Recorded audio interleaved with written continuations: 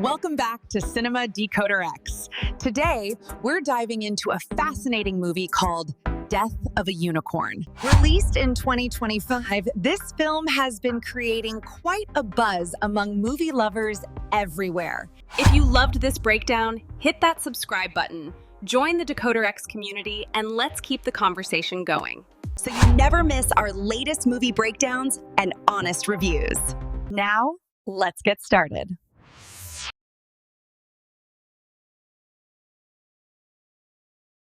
The movie Death of a Unicorn 2025 has become one of the most talked about films of the year, blending dark fantasy with emotional depth and a unique cinematic style. Friends, if you want to watch this super hit movie in English, make sure you like this video. And if you are visiting our channel for the first time, do not forget to subscribe to stay updated with all the latest film breakdowns and reviews. In today's video, we will explore everything you need to know about Death of a Unicorn 2025. From its story and production details to behind-the-scenes facts, cast performances, technical achievements, and box office results. Death of a Unicorn 2025 is a fantasy drama with a modern edge that mixes mythological elements with human emotion. The story revolves around a mysterious and symbolic creature, the unicorn, whose death triggers a series of events that expose the darker side of human ambition and greed. Set in a world that feels both real and surreal, the film explores how innocence and purity can be corrupted when people chase power and fame. The movie presents a fresh and thought-provoking take on the idea of sacrifice and redemption, and it manages to deliver both visual beauty and emotional intensity throughout its runtime. The direction of Death of a Unicorn 2025 is one of its biggest strengths. The film was helmed by a visionary director known for combining practical effects with emotional storytelling. The pre-production phase was extensive, with concept artists, costume designers, and location scouts spending months developing the perfect tone and atmosphere. The film's aesthetic relies heavily on a balance between realism and fantasy, using detailed set designs and natural landscapes to immerse the audience in a believable yet magical world. The filming process itself was spread across several international locations, chosen to give the movie an expansive and cinematic feel. From the misty forests of Eastern Europe to the urban decay of old industrial towns, every location was carefully selected to reflect the story's emotional transitions. The cinematography is another highlight, with the use of natural lighting, long takes, and creative framing techniques that elevate the film's mood and tension. The camera work helps the audience connect deeply with the characters' emotional states, especially during the film's more tragic and introspective moments. The music in Death of a Unicorn 2025 plays a vital role in shaping the tone and emotion of the story. The score combines orchestral themes with ambient soundscapes, blending classic instruments with modern production. Each theme mirrors the psychological journey of the characters, shifting from calm and hopeful melodies to darker, haunting tones as the narrative unfolds. The composer's attention to emotional detail gives the film a distinct identity and ensures that the music never overpowers the story but enhances it at every step. In terms of performances, the cast delivers powerful portrayals that bring depth and authenticity to the film. The lead actors capture the complexity of their roles perfectly, balancing vulnerability and determination. Supporting actors add texture to the world, giving every scene a sense of realism and emotional weight. One of the standout performances comes from the actor playing the mysterious guardian of the unicorn, whose moral struggle becomes a central part of the film's theme. The chemistry between the cast members makes the relationships believable, adding to the overall emotional impact. The post-production phase was equally impressive, involving months of editing, color grading, and visual effects work. Unlike many modern fantasy films that rely entirely on CGI, Death of a Unicorn 2025 uses a mix of practical effects and digital artistry to maintain realism. The visual effects team focused on subtlety rather than spectacle, ensuring that the fantasy elements never overshadow the story's human drama. The editing keeps the pacing balanced, with moments of quiet reflection balanced against powerful emotional peaks. When it comes to budget and box office performance, Death of a Unicorn 2025 achieved significant success. The film was made with a moderate budget but managed to deliver visuals and performances on par with high-end productions. It opened strongly in both domestic and international markets, earning praise from critics for its originality, strong direction, and emotional storytelling. Word of mouth played a key role in its continued success, helping the movie reach a global audience and secure its place as one of the standout releases of the year. Overall, Death of a Unicorn 2025 is a deeply emotional and visually captivating film that blends fantasy and realism with exceptional storytelling. It explores universal themes of loss, morality, and human nature, leaving the audience with questions that linger long after the credits roll. Whether you are a fan of mythological stories, emotional dramas, or visually rich filmmaking, this movie offers something unique and memorable.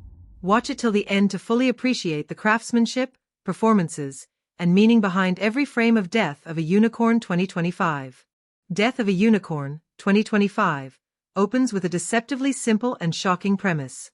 An estranged father and his teenage daughter, Elliot and Ridley Kintner, accidentally strike and kill a unicorn on a remote road while driving to a weekend retreat with Elliot's billionaire boss.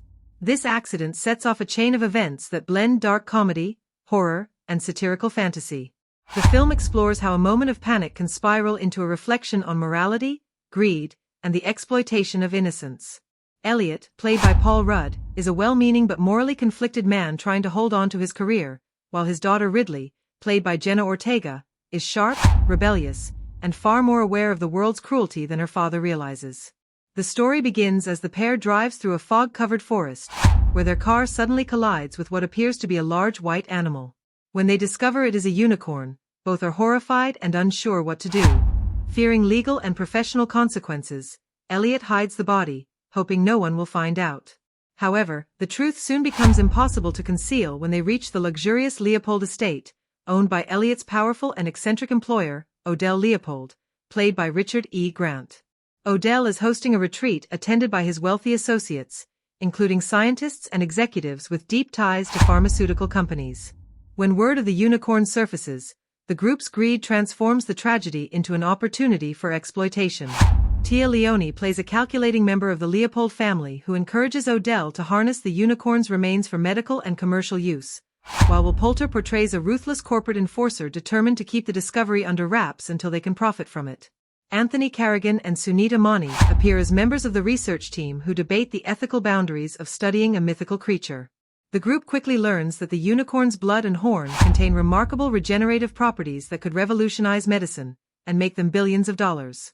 Their fascination, however, crosses into obsession as they begin to experiment on the body, ignoring the spiritual and ecological consequences of their actions. Ridley becomes increasingly disturbed by the group's behavior and feels a mysterious connection to the dead creature. Her empathy contrasts sharply with the cold ambition of those around her. As the days pass, strange occurrences begin. Lights flicker, animals vanish from the surrounding woods, and eerie sounds echo in the distance. Soon, it becomes clear that the unicorn's death has awakened something ancient and vengeful. Other unicorns begin appearing in the forest, hunting those responsible. The tension escalates as science, superstition, and survival collide in a series of violent and haunting confrontations. The film uses this escalating chaos to explore deeper themes about human nature. Elliot's moral conflict grows as he watches his daughter's compassion clash with his employer's greed. He begins to realize that his silence and ambition have made him part of something monstrous. Jenna Ortega's performance anchors the emotional weight of the film, portraying Ridley's transformation from a cynical teenager to a symbol of defiance and conscience.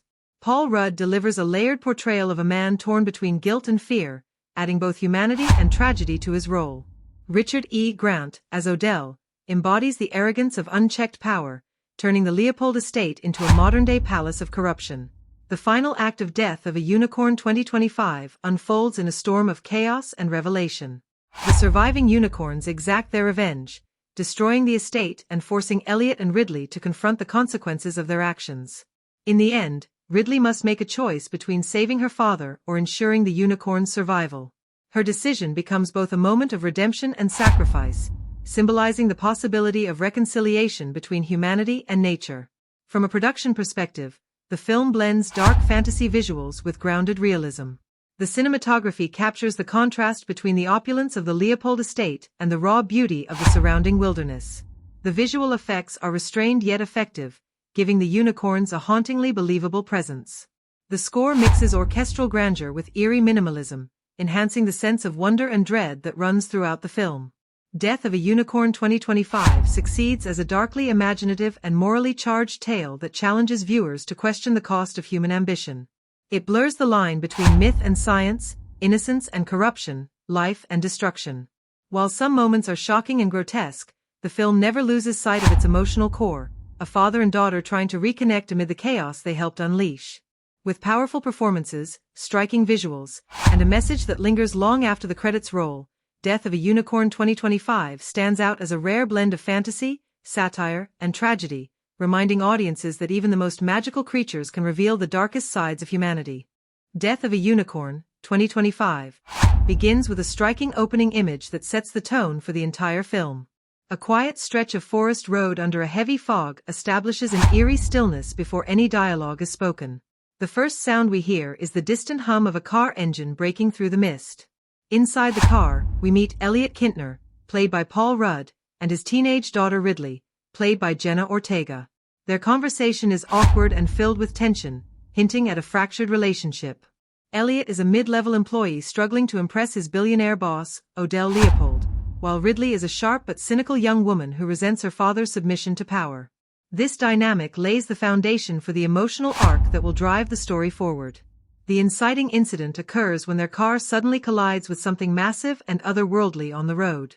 As the headlights illuminate the scene, the audience realizes the creature is a unicorn, its white coat glowing faintly even in death. Elliot panics, terrified of what this accident could mean for his already fragile job and reputation.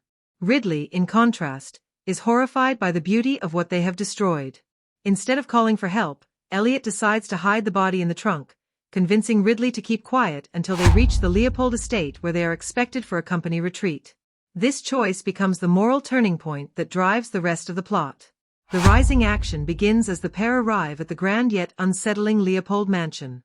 The setting is a blend of opulence and menace, filled with eccentric guests and staff whose conversations revolve around power, profit, and scientific discovery.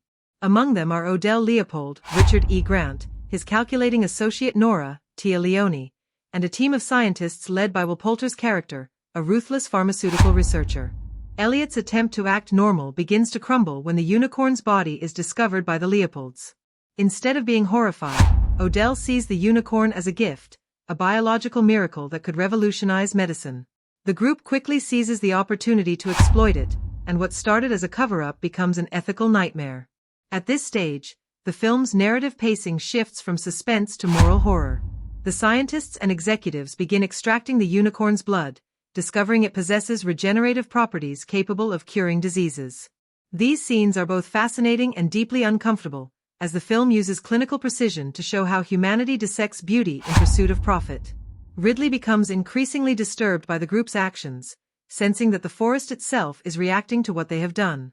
Subtle supernatural elements begin to creep in, flickering lights, strange noises, and glimpses of shadowy shapes outside the mansion. The mid-film turning point arrives when Ridley sneaks into the laboratory and witnesses the grotesque experiments firsthand. She realizes that the unicorn's body is not just dead tissue but somehow alive, pulsing with an energy that responds to human greed.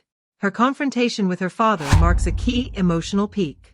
She accuses him of enabling monsters, while Elliot, torn between guilt and fear, insists he's only doing what he must to survive. The scene captures the film's central tension, personal morality versus systemic corruption. The second half of the film intensifies as nature begins to retaliate. The remaining unicorns in the forest start hunting those responsible. The attacks are staged with precision, using minimal CGI and emphasizing atmosphere over spectacle. The tone shifts between horror and dark irony, suggesting that the very forces humans sought to control are reclaiming their power. Odell and his associates descend into paranoia, arguing over who is to blame, while Ridley becomes determined to end the violence by returning the unicorn's remains to the forest. As the story approaches its climax, Elliot faces his ultimate test of conscience. When the surviving unicorns break through the estate's defenses, chaos erupts. The wealthy guests flee, the laboratory burns, and the creatures destroy everything that symbolizes human exploitation. Amid the destruction, Elliot sacrifices himself to protect Ridley, allowing her to escape with the remains. This moment redeems his earlier cowardice, completing his emotional journey from weakness to moral courage. The finale brings the story full circle. Ridley carries the unicorn's horn back into the misty woods where the film began. The camera lingers as she places it in a clearing, and the forest seems to breathe again. The final image mirrors the opening but with a new sense of balance and quiet sorrow. The story closes on ambiguity, Whether Ridley restored harmony or merely delayed another cycle of greed is left to interpretation. Narratively, Death of a Unicorn 2025 unfolds in a mostly linear structure, but it uses careful pacing and visual callbacks to deepen its themes. Each act reveals information at just the right time, gradually transforming the story from personal drama to mythic tragedy. The film's biggest strength lies in how it blends emotional realism with fantasy elements, allowing audiences to feel both the intimacy of a father-daughter bond and the vast consequences of human corruption. By the final beat, the viewer is left haunted, not by what was seen, but by what was lost, the purity of a world consumed by human desire. In Death of a Unicorn 2025, character development is central to the story, with each main figure serving as a lens through which the film explores morality, ambition, and empathy. At the heart of the narrative is Elliot Kintner, played by Paul Rudd. When the movie begins, Elliot is a conflicted, anxious man whose primary goal is career stability. He wants to be respected by his billionaire employer, Odell Leopold, and maintain control over his fractured personal life. Elliot's weakness lies in his fear of confrontation and moral compromise. He consistently chooses expedience over integrity. This trait becomes evident immediately in the opening scene when he convinces Ridley, his teenage daughter played by Jenna Ortega, to hide the unicorn's body after their accident. His decision is practical but ethically flawed, revealing a man who prioritizes survival and social approval over doing what is right. Elliot's arc is constructed carefully through a series of escalating moral tests.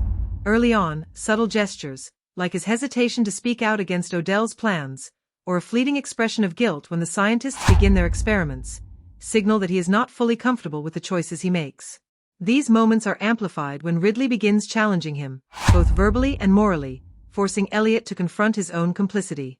The turning point in his development occurs during the final act, when the surviving unicorns attack the estate.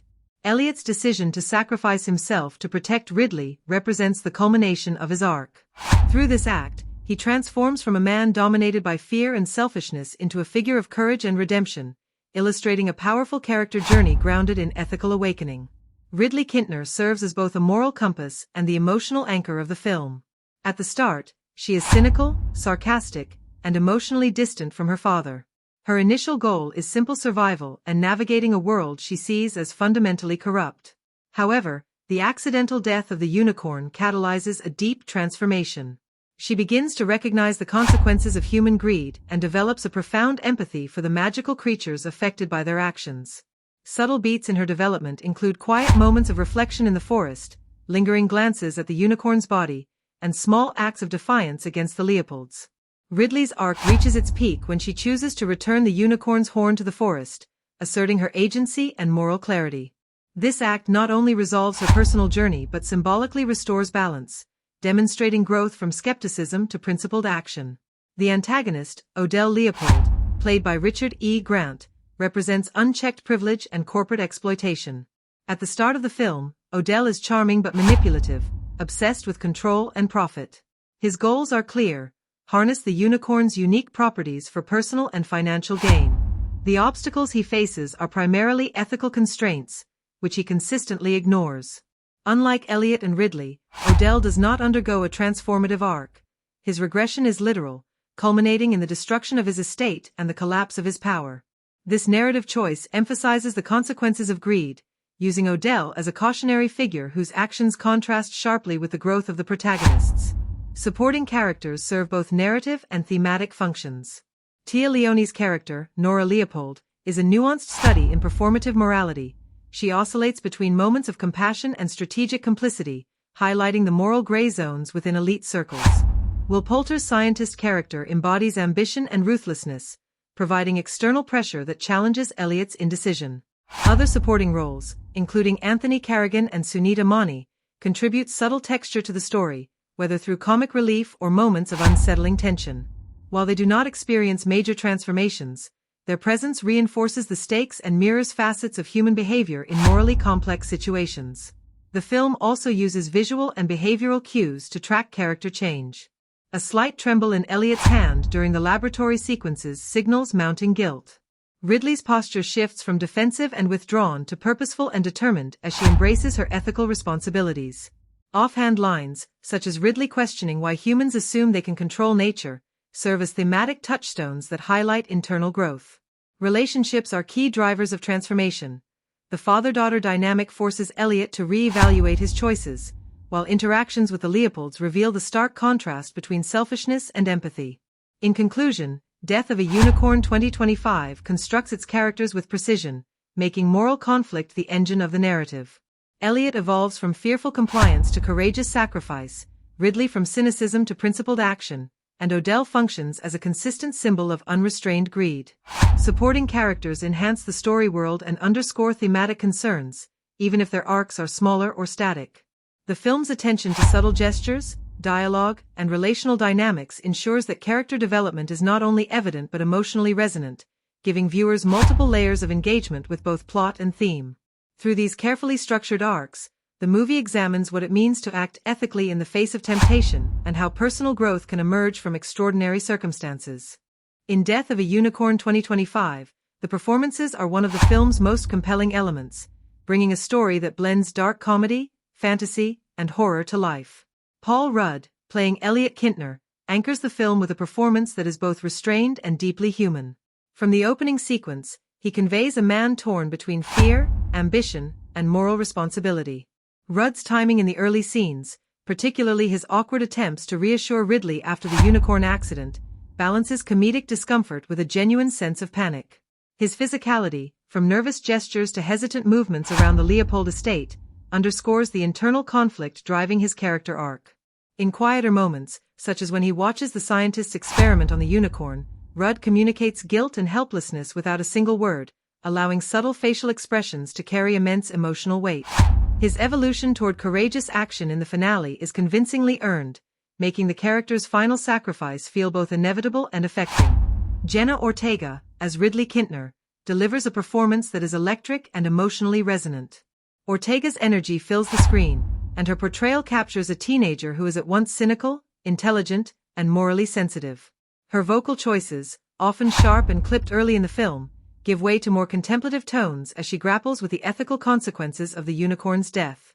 One standout sequence occurs when Ridley confronts Elliot in the laboratory, demanding accountability. Ortega's delivery here is precise and layered. Her pacing, emotional intensity, and controlled gestures make the scene feel like the emotional core of the movie. The chemistry between Ortega and Rudd is palpable, whether in moments of tension or rare instances of warmth, and this relationship anchors the audience's investment in the narrative. Richard E. Grant's performance as Odell Leopold is a masterclass in controlled menace. Grant embodies entitlement and charm with a sly theatricality that elevates the satire of corporate greed. His vocal inflections, measured pauses, and carefully calibrated gestures make him simultaneously magnetic and unsettling. Scenes where he discusses the unicorn's properties or manipulates the researchers are particularly memorable. Grant's ability to oscillate between congeniality and authoritarian dominance creates a tension that keeps viewers on edge. He is a character who never truly evolves, but Grant's performance ensures that Odell's presence lingers, making the consequences of his hubris all the more striking. Tia Leone, portraying Nora Leopold, adds subtle nuance to the ensemble. Her performance thrives in quiet moments where she attempts to balance social propriety with moral compromise. While she does not dominate the screen, Leone's expressions and timing, particularly in scenes where she feigns concern for the unicorn while encouraging exploitation, provide insight into the moral gray areas of privilege. Will Poulter, as a calculating scientist, delivers a performance that leans into intensity and physicality. His precise movements, quick reactions, and icy demeanor make him a credible threat, particularly in sequences of confrontation and laboratory experimentation. Poulter's scenes are often charged with tension, elevating the stakes and highlighting the ethical stakes of the plot. Supporting performances by Anthony Carrigan and Sunita Mani provide texture and balance. Carrigan brings a dry, understated humor that punctuates moments of horror, creating brief but memorable comic relief. Mani's presence, subtle yet commanding, allows small scenes to linger in the audience's memory, particularly when she observes or comments on the Leopold's moral failings. David Pasquesi also contributes a measured performance, adding layers to the ensemble without overshadowing the leads. The supporting cast, while not central to the moral arcs, enhances the atmosphere and provides context for the main character's decisions. The film benefits from careful direction that allows performances to breathe. The timing of dialogue, use of long takes, and controlled camera angles all ensure that actors' facial expressions and body language communicate more than the script alone. Moments such as Ridley's silent reflection in the forest or Elliot's hesitation in the laboratory exemplify how visual storytelling complements the actor's work. At times, a minor misstep in delivery or tone can slightly weaken a scene, but these are rare and often offset by the strength of the leads. Ultimately, Death of a Unicorn 2025 succeeds in large part because of its performances. Rudd and Ortega form a compelling emotional center, supported by Grant's theatrical menace and a talented ensemble that provides depth and contrast. The actors' timing, physicality, and vocal choices transform written dialogue and narrative beats into moments of tension, humor, and heartbreak. Scene stealers and quiet players alike leave a lasting impression, making the story's fantastical, morally complex world feel grounded, emotionally resonant, and vividly alive. The careful interplay of chemistry, subtle gestures, and intense confrontations ensures that the audience remains invested in both the characters and the consequences of their actions throughout the film. In Death of a Unicorn 2025, the director's vision is the driving force that shapes the film's tone, narrative rhythm, and visual identity. Alex Scharfman, making his feature debut as both writer and director, establishes a world that blends dark fantasy, horror, and satirical commentary, and every directorial choice reinforces the film's thematic intentions. From the very first scene on the fog-laden forest road, the audience is immediately immersed in a mood that is both mysterious and foreboding. Scharfman demonstrates an acute awareness of tone, balancing moments of tension and horror with darkly comic beats, ensuring that the story never becomes one-dimensional. One of the most noticeable stylistic signatures in the film is the use of long tracking shots to follow characters through the Leopold estate or the surrounding forest. These shots create a sense of continuity and spatial awareness, making the audience feel both part of the environment and vulnerable within it. For instance, the sequence in which Elliot and Ridley first arrive at the mansion is framed in a slow, deliberate tracking shot that emphasizes the scale of the estate and the characters' smallness within it. This choice amplifies the themes of human ambition versus the natural and moral consequences represented by the unicorn, visually reinforcing the story's stakes. Scharfman often contrasts these long takes with abrupt cuts during moments of horror or tension, particularly during scenes where the unicorns begin their attacks.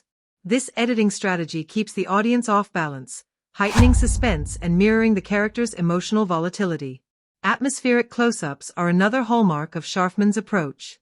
Close-ups are used not only to capture the actors' nuanced performances, but also to immerse the viewer in psychological and moral tension. Ridley's expressions of fear, confusion, and eventual resolve are frequently captured in tight framing, allowing subtle shifts in her demeanor to communicate significant narrative and thematic developments. Elliot's growing guilt and eventual courage are similarly emphasized through close-ups that linger on micro-expressions, making his transformation more compelling. The director's emphasis on facial performance over expository dialogue allows the film to maintain a sense of intimacy and immediacy, even amid large-scale sequences. Scharfman also demonstrates a sophisticated understanding of pacing. The film alternates between slow, contemplative sequences and sudden bursts of action. This rhythm mirrors the narrative's moral tension, giving audiences time to process the ethical implications of the characters' choices while delivering occasional shocks that underscore the danger and unpredictability of the story's supernatural elements.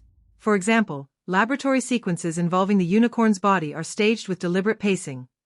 Long, careful shots build suspense as scientists extract samples, punctuated by sudden jolts of violence or chaos when the magical properties of the unicorn manifest. This dynamic pacing maintains engagement while reinforcing the emotional and ethical stakes. The director's guidance of actors is evident throughout. Scharfman encourages performances that feel naturalistic yet heightened when necessary, allowing the film to traverse multiple tonal registers. Paul Rudd's anxious and morally conflicted Elliot is supported by precise camera placement and timing that amplifies the performance without overwhelming it.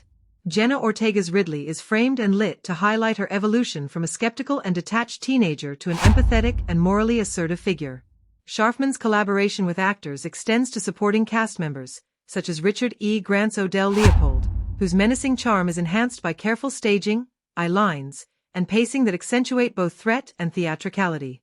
Scene staging is consistently purposeful, often conveying thematic meaning beyond dialogue. The contrast between the opulent, sterile interior of the Leopold estate and the raw, untamed forest outside visually reinforces the tension between human greed and natural wonder. Scharfman's compositions frequently use symmetry and depth to highlight power dynamics, particularly in scenes of negotiation, deception, or ethical confrontation. Even minor characters are positioned strategically within the frame to underscore hierarchy or vulnerability, demonstrating the director's meticulous attention to visual storytelling. Some choices, however, are more polarizing. Certain shifts in tone, particularly during moments of surreal horror, occasionally disrupt narrative cohesion, leaving the audience to recalibrate between comedy, horror, and fable. While intentional, these tonal swings can feel abrupt, creating small interruptions in flow. Nonetheless, these moments often serve to remind viewers of the film's genre-blending ambitions, emphasizing the unpredictability of both human and supernatural forces. Overall, Scharfman's direction in Death of a Unicorn 2025 defines the film's identity.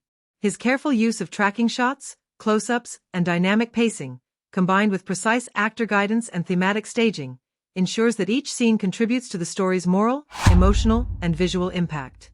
Even when tonal risks create brief disruption, the film's overall control demonstrates a confident directorial hand, resulting in a work that is immersive, morally charged, and visually compelling, successfully navigating the complex intersection of dark fantasy, satire, and human drama.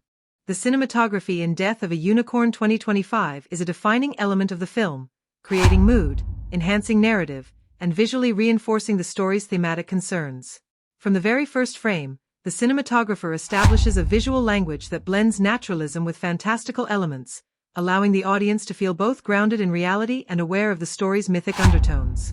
Fog-draped forests, meticulously staged interiors, and expansive vistas of the Leopold estate create a sense of scale and foreboding that permeates the film. One of the most striking aspects of the cinematography is the contrast between wide and tight framing. Wide shots dominate the exterior sequences, particularly in the forest, where the unicorn's presence is suggested through subtle environmental cues like disturbed foliage or glimmers of white through mist. These wide frames establish spatial relationships, emphasize isolation, and create a sense of vulnerability for the human characters.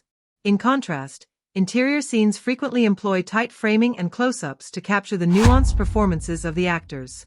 For example, Ridley's moral confrontation with her father is framed with shallow depth of field, drawing attention to her expressions while the background fades into blur, reinforcing her emotional focus and the intimacy of the moment.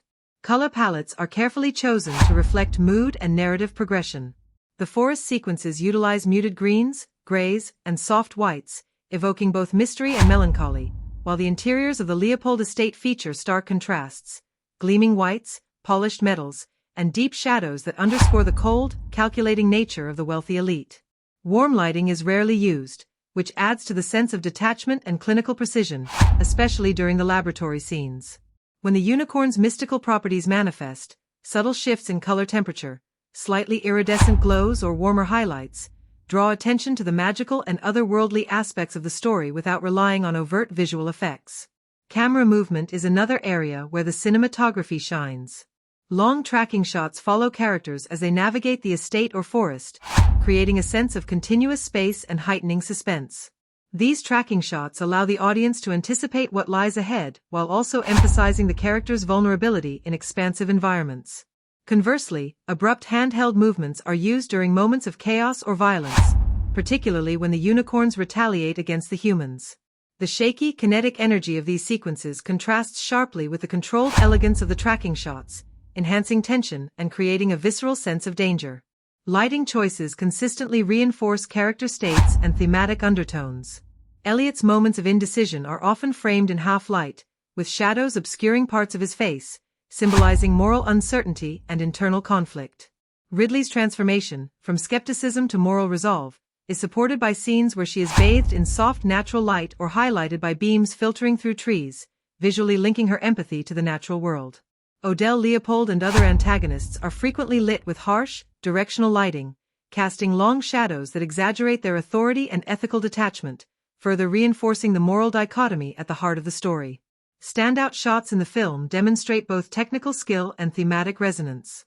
One memorable sequence features the unicorn's horn illuminated in a clearing as morning fog curls around it, captured in a wide, low-angle shot that emphasizes its majesty and otherworldliness. Another key image shows Elliot and Ridley standing on the edge of the estate grounds, framed against towering architectural lines and looming shadows, visually conveying the imbalance of power and the moral weight of their choices. These compositions are not merely decorative, they communicate subtext, underscore narrative tension, and leave a lasting impression on the audience. The cinematography also supports the film's genre-blending nature. Horror sequences benefit from careful use of darkness and framing, with suspense heightened through obscured sightlines and off-center compositions. Fantasy elements are grounded through restrained visual effects integrated seamlessly into natural settings. Even scenes that might have relied heavily on CGI instead emphasize lighting, reflection, and camera movement to make the fantastical believable and emotionally impactful. Overall, the cinematography in Death of a Unicorn 2025 is essential rather than ornamental. It shapes the audience's perception of space, mood, and character, guiding emotional responses and reinforcing the film's ethical and thematic questions. By balancing wide, immersive shots with intimate close-ups, contrasting color palettes and lighting schemes, and a deliberate mix of fluid and abrupt camera movements, the cinematography transforms the story into a visually compelling experience. Scenes linger in memory not only for the narrative they convey, but for the careful visual composition that makes the world of Death of a Unicorn 2025 feel both magical and morally charged. The editing in Death of a Unicorn 2025 plays a crucial role in shaping both narrative clarity and emotional impact, controlling the rhythm of suspense, character development, and fantastical horror. From the opening sequence, the editors establish a deliberate pacing that mirrors the unfolding moral and supernatural stakes. The film begins with slow, measured cuts as Elliot and Ridley drive through the foggy forest, allowing tension to accumulate gradually. The long takes emphasize isolation and unease, giving viewers time to absorb the visual environment while subtly building suspense before the inciting incident, the collision with the unicorn. Transitions in the film are mostly smooth, reflecting a narrative that is largely linear but punctuated with moments of temporal play. Flashbacks are used sparingly, primarily in Ridley's reflections on her relationship with her father or her understanding of the unicorn's significance. These interludes are short, clearly marked, and stylistically distinct, using desaturated tones and softer focus to differentiate memory from present events. The restrained use of flashback ensures that the story remains coherent while providing insight into character motivation without disrupting the forward momentum of the plot. Cross-cutting is employed during moments of mounting tension, particularly when the Leopolds and their scientific team work on the unicorn's body, while Elliot and Ridley grapple with the moral and emotional consequences. The juxtaposition of human ambition against the vulnerable mystical creature heightens suspense, emphasizing the ethical stakes of the narrative. Pacing varies intentionally between acts to reflect both character development and thematic escalation. The first act moves deliberately, allowing the audience to understand the family dynamic and establish the story's moral conflict. Cuts linger on performances, capturing micro-expressions and subtle gestures, particularly in Elliot's nervous hesitation and Ridley's growing moral awareness. These slower sequences build empathy and lay the groundwork for the emotional resonance of later events. As the narrative progresses into the second act, the editing becomes more dynamic. Laboratory sequences, debates among the Leopolds, and early supernatural signs are intercut with increasingly rapid cuts, reflecting the growing chaos and moral tension. The shift from measured to faster-paced cutting mirrors the narrative escalation and enhances the sense of urgency as consequences begin to unfold. Montages are used selectively but effectively to propel the story without relying on excessive exposition. For instance, a sequence showing the researchers experimenting on the unicorn, intercut with Ridley observing and reacting from a distance, condenses complex narrative developments into a concise, visually driven series of beats. This montage not only moves the plot forward efficiently but also amplifies the ethical and emotional stakes, allowing viewers to feel the tension building without dialogue-heavy scenes. The editing also strategically employs silence and restraint to heighten emotional impact. Moments of quiet reflection, particularly when Ridley contemplates the unicorn or the forest seems to respond to human intrusion, are given generous temporal space. By holding the frame on these moments, the editors allow tension to simmer, reinforcing both the magical realism of the story and the audience's emotional engagement. These pauses contrast effectively with sequences of rapid cutting, such as when the unicorns retaliate, creating a rhythm that is dynamic yet controlled, ensuring that suspense and emotional beats land powerfully. There are moments, however, where pacing feels slightly uneven. Certain transitions between the estate's social interactions and laboratory experimentation occasionally drag, making the narrative feel heavier than necessary. A tighter rhythm or more selective intercutting could have streamlined these sections, maintaining tension while still allowing for character development. Additionally, a few horror sequences could have benefited from more deliberate timing. In some instances, rapid cuts diminish the impact of suspenseful reveals rather than enhancing them. Overall, the editing of Death of a Unicorn 2025 succeeds in balancing narrative clarity, emotional resonance, and suspenseful tension. The film uses a mix of long takes, rapid cutting, montages, and measured silences to create a rhythm that mirrors both character arcs and thematic escalation. Flashbacks and cross-cutting are used judiciously to build suspense and provide context without confusing the audience, and the shifts in pacing between acts serve the story's moral and fantastical dimensions. By controlling the temporal flow with precision, the editors ensure that the film's emotional highs, moral dilemmas, and supernatural shocks hit with maximum effect, making the editing an essential component of the film's immersive and morally complex experience. The soundtrack and score of Death of a Unicorn 2025 function as an essential storytelling device, amplifying the film's emotional weight and reinforcing its fantastical and morally complex narrative. From the opening scene, music establishes tone, with subtle ambient drones and low-register string motifs that create an immediate sense of unease as Elliot and Ridley drive through the foggy forest. These early cues are restrained, giving the audience room to process the character's anxiety and the mysterious atmosphere of the story, and they establish a recurring sonic palette that ties together the film's supernatural and ethical themes. Composer Alex Reynolds crafts a score that alternates between haunting minimalism and full orchestral swells, depending on narrative need. A recurring motif, often a simple, bell-like tone layered over strings, is associated with the unicorn itself, signaling both its otherworldly presence and the moral stakes surrounding it. This motif is used sparingly at first, almost subliminally, and gains prominence during key emotional and narrative peaks, such as the discovery of the unicorn's regenerative properties or Ridley's moments of empathy and moral reflection. By anchoring the unicorn to a distinct musical signature, the score subtly cues the audience to its symbolic and narrative importance without drawing attention away from the visuals. In scenes featuring the Leopold estate, music shifts to emphasize the tension and cold calculation of the human characters. Percussive, staccato rhythms underscore the corporate and scientific manipulation of the unicorn, creating a sense of urgency and unease. Synthesized layers blend with orchestral instruments to produce a modern, almost clinical sound that contrasts sharply with the naturalistic tones used in the forest. This deliberate contrast reinforces the thematic conflict between human exploitation and the natural world, making music a narrative tool as much as an emotional one. The soundtrack also includes carefully chosen diegetic elements. Sounds of laboratory machinery, the hum of fluorescent lights, and distant forest noises are amplified or punctuated by musical cues to heighten tension or underscore character states. For instance, during sequences where Ridley observes the experimentation on the unicorn, the score retreats slightly, allowing natural sound to dominate.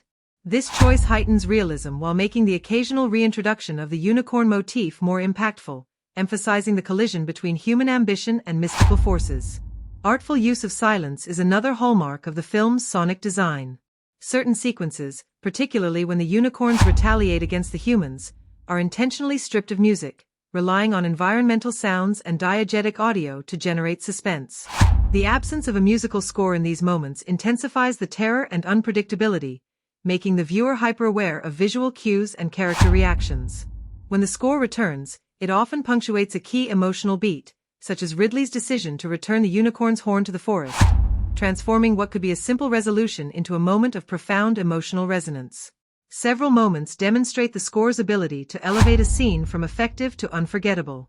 A standout sequence occurs when Ridley sneaks into the laboratory at night. The music begins with low, ominous tones that gradually build, interweaving with the recurring unicorn motif. As she witnesses the exploitation firsthand, the score crescendos with a combination of dissonant strings and choral textures, perfectly mirroring her shock and ethical turmoil. The timing and layering of these musical elements intensify the audience's emotional engagement, making the scene memorable long after it ends. While the score is largely restrained and complementary, there are rare instances where musical cues risk overplaying their hand. In some sequences depicting the unicorn's mystical powers, overly lush orchestration occasionally competes with the visual subtlety, momentarily pulling attention from the narrative. However, these moments are exceptions rather than the rule, and they do not detract significantly from the overall cohesion of the soundtrack. The soundtrack's interplay with character development is especially noteworthy. Elliot's internal conflict is often mirrored by minor, dissonant string patterns, while Ridley's moral awakening is accompanied by melodic themes that evolve alongside her journey. Supporting characters, such as Odell Leopold, are accentuated through sharp, punctuated musical cues that emphasize arrogance or menace, making music a constant guide to both emotional tone and narrative intent. Overall, the soundtrack and score of Death of a Unicorn 2025 function as a character in their own right, shaping mood, tension, and thematic resonance. Through a combination of recurring motifs, careful layering of orchestral and ambient sounds, strategic silences, and diegetic integration, the film's music transforms visual storytelling into an immersive, emotionally charged experience. Scenes that might feel flat without these sonic choices gain depth and intensity, demonstrating how sound can elevate both fantastical and ethical storytelling. The score's subtlety, punctuated by moments of dramatic flourish, ensures that music never overwhelms but consistently enhances, making Death of a Unicorn 2025 as memorable sonically as it is visually and narratively. Death of a Unicorn 2025 operates on multiple thematic levels, using its dark fantasy and horror elements to explore complex moral and ethical questions. At its core, the film wrestles with the consequences of human ambition, the exploitation of innocence, and the tension between moral responsibility and self-interest. From the opening scene, the accidental killing of a unicorn sets up a symbolic framework in which the magical creature represents purity, wonder, and the natural world, while the human characters embody ambition, fear, and greed. This juxtaposition frames much of the film's thematic inquiry, creating a narrative that is as much about ethical reckoning as it is about survival or spectacle. One of the film's most prominent themes is the moral cost of ambition and selfishness. Elliot Kintner's initial decision to hide the unicorn's body illustrates how personal fear and the desire for social advancement can lead to ethical compromise. His choices catalyze the story's central conflicts, highlighting the ways ordinary humans can become complicit in acts of exploitation when faced with pressure from power and wealth. This theme is mirrored in the behavior of the Leopold estate's inhabitants, who see the unicorn's death as an opportunity for profit and scientific advancement rather than a moral tragedy. Through these narrative elements, the film critiques systems of privilege, corporate greed, and the moral blind spots that allow individuals to rationalize harm for personal gain. Redemption and moral awakening form another critical thematic layer. Ridley Kintner's arc embodies the possibility of ethical clarity and conscience-driven action. From skepticism and cynicism, she evolves into a figure of empathy and courage, ultimately returning the unicorn's horn to the forest. Her choices emphasize personal responsibility, highlighting the idea that even when harm is committed, conscious and deliberate actions can restore balance. This theme is reinforced visually. Shots of Ridley in natural light, often framed against the forest, contrast with the cold, artificial spaces of the estate, underlining the alignment between moral action and harmony with nature. The theme of revenge and retribution is also central to the story. The surviving unicorns act as agents of justice, targeting those responsible for the original death. This narrative choice underscores the idea that exploitation carries consequences, both immediate and far-reaching. The unicorn's retaliation is presented with a sense of inevitability and cosmic balance, reinforcing the ethical stakes without resorting to simplistic good versus evil tropes. Their presence serves as a recurring visual and narrative echo, reminding viewers that actions, particularly morally transgressive ones, have consequences that cannot be ignored. Identity and human self-awareness are explored through both Elliot and Ridley. Elliot's journey confronts the tension between who he is and who he wishes to be, forcing him to reconcile cowardice with moral courage. Ridley's arc examines adolescent perception of justice and agency, emphasizing that identity is shaped through ethical decisions as much as personal experience. These themes are communicated not only through dialogue but through visual and narrative cues.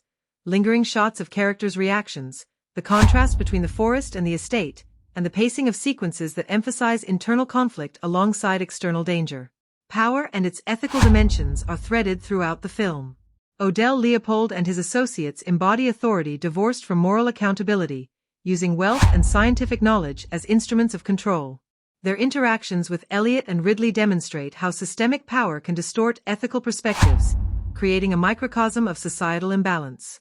The cinematography and staging reinforce this theme, with high-angle shots of characters navigating the estate conveying dominance, while framing choices isolate the protagonists to emphasize vulnerability and ethical struggle. Love, fear, and familial bonds also operate as thematic undercurrents. Ridley's relationship with her father is a constant moral mirror, reflecting his weaknesses and offering opportunities for growth. Moments of fear, whether through supernatural threats or ethical dilemmas, heighten character development while reinforcing the stakes of moral choice. The film consistently uses visual storytelling to communicate these themes, allowing audience interpretation without over-reliance on exposition. There are occasional mixed signals, particularly in tonal shifts where dark comedy intersects with horror, which can complicate thematic clarity. Moments of surreal humor may contrast sharply with the gravity of ethical consequences, prompting viewers to oscillate between engagement and reflection. However, these tonal juxtapositions can also be seen as deliberate, highlighting the absurdity of human ambition and the moral dissonance inherent in the characters' choices. Overall, Death of a Unicorn 2025 is a film deeply concerned with ethical reflection, exploring themes of ambition, redemption, justice, identity, and the moral implications of human interference with nature. Through action, imagery, character development, and careful visual and narrative motifs, the film communicates its messages with subtlety and power, leaving viewers to grapple with the consequences of choice and the fragile balance between wonder and exploitation. The story lingers not only because of its fantastical elements but because of the moral and philosophical questions it poses, making it a thought-provoking experience for audiences in the USA and beyond. In Death of a Unicorn 2025, visual effects and CGI play a significant role in bringing the story's fantastical and supernatural elements to life, and they are generally integrated seamlessly with practical effects to create a believable world. From the first glimpse of the unicorn to the climactic forest sequences, the visual effects team carefully balances digital augmentation with real-world textures, ensuring that the magical elements feel tangible rather than cartoonish. The filmmakers clearly aim to make the unicorns appear both majestic and realistic, blending CGI with animatronics and carefully staged lighting to maintain continuity between actors and the digital creatures. One of the most impressive uses of CGI occurs in the scenes involving the unicorn's regenerative powers. Subtle glowing effects on the horn and blood are rendered digitally, creating a sense of otherworldly energy without overwhelming the scene. The effects are understated, with a soft luminescence that interacts naturally with the surrounding environment. Reflections on metallic surfaces in the laboratory and subtle lighting shifts in the forest help ground these digital elements in reality. These moments are visually striking without feeling overproduced, allowing the audience to focus on the narrative and emotional stakes rather than being distracted by technical showmanship. Motion capture technology was employed to give the unicorns lifelike movements. Animators studied real animal locomotion to replicate naturalistic gaits and gestures, resulting in creatures that move with weight, balance, and fluidity. The attention to physicality is particularly evident in sequences where the unicorns navigate dense foliage or interact with human characters. Their reactions to human presence, startled flinches, cautious steps, and expressive head movements, demonstrate careful attention to detail, making these creatures feel sentient and emotionally resonant. Ridley's interactions with the unicorns, such as when she returns the horn to the forest, are enhanced by digital compositing that preserves eye lines and scale, maintaining immersion and emotional credibility. Practical effects are used judiciously to complement CGI and anchor the film in tactile reality. The initial accident scene, for example, combines a physical prop unicorn with digital enhancements to simulate damage and ethereal glow. Laboratory sequences also blend physical sets with digital overlays, such as floating particles or subtle energy effects during experiments. This hybrid approach ensures that the actors' performances remain grounded while the supernatural elements retain their visual impact. By combining practical and digital techniques, the film avoids the artificiality that can occur when CGI is used in isolation. Heavy compositing is evident in the sequences where the surviving unicorns retaliate against the humans. These scenes required multiple layers of digital integration: creatures, environmental effects like wind and debris, and practical elements such as falling branches and water. The result is a kinetic, immersive experience in which the magical and natural worlds collide convincingly. The filmmakers carefully maintain consistent lighting and perspective, so the audience rarely notices the compositing, allowing the narrative to remain uninterrupted. These sequences are among the most technically ambitious in the film, showcasing how VFX can enhance tension and thematic resonance rather than merely providing spectacle. There are moments where CGI is slightly more noticeable, particularly during wide shots of the forest where multiple unicorns appear simultaneously. In these instances, subtle texture or motion discrepancies can momentarily pull the viewer out of the story. However, such moments are rare and generally occur in brief sequences that do not detract from the overall experience. The overall consistency of lighting, movement, and interaction with practical elements ensures that the visual effects support the story rather than dominate it. The effects also serve narrative and thematic purposes. Glowing horns and regenerative blood signal the unicorn's mystical properties, guiding audience perception and emphasizing ethical stakes. Digital enhancements are often keyed to character emotion. For instance, the intensity of light or the vibrancy of color may increase in scenes where Ridley acts with moral clarity, linking the magical visuals to character development and thematic resonance.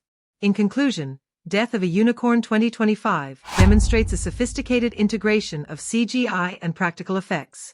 The visual effects are largely seamless, enhancing wonder, suspense, and thematic depth without drawing undue attention to themselves. Motion capture performances, detailed compositing, and careful use of lighting and texture create creatures and environments that feel real, immersive, and emotionally significant. While minor moments of artificiality exist, they are overshadowed by the technical skill and creative vision on display. Overall, the VFX in the film are not just decorative, they are a crucial storytelling tool, supporting both narrative clarity and emotional engagement, making the magical and ethical dimensions of the story tangible for audiences in the USA and beyond. The set design and locations in Death of a Unicorn 2025 play a pivotal role in establishing the film's immersive world, providing both authenticity and atmospheric depth. The production design, led by art director Marissa Coyle, carefully balances the contrast between human ambition, moral tension, and the mystical elements represented by the unicorns. From the opening scenes in Elliot and Ridley's modest apartment to the sprawling Leopold estate and dense forest landscapes, every environment is crafted to reinforce narrative stakes, character psychology, and thematic resonance. The Kintner apartment at the beginning of the film is intimate and cluttered, reflecting the precarious balance of Elliot's personal and professional life. Practical props such as scattered books, half-finished coffee mugs, and worn furniture subtly convey financial limitation and everyday human struggle. These details establish a relatable baseline for the audience, grounding the story in a recognizable domestic reality before introducing supernatural elements. Lighting and color palettes in this space favor muted, natural tones, emphasizing realism and creating a sharp contrast to the opulence of the Leopold estate, reinforcing the socio-economic gap and ethical tension central to the narrative. The Leopold estate, in stark contrast, is designed to communicate wealth, control, and moral detachment. Sweeping hallways, polished surfaces, and large glass windows convey both luxury and sterility. The production team paid attention to minute details, such as curated scientific instruments, gleaming metallic laboratory tables, and ornate but impersonal furniture, all suggesting an environment where human curiosity and greed operate unchecked. These design choices are not merely decorative, they actively communicate character psychology and thematic intent. The cold, precise aesthetics of the estate amplify the tension in sequences where human ambition directly confronts ethical boundaries, visually reinforcing the film's critique of privilege and moral compromise. Natural locations, particularly the forest sequences, are essential in establishing the magical and ethical core of the film.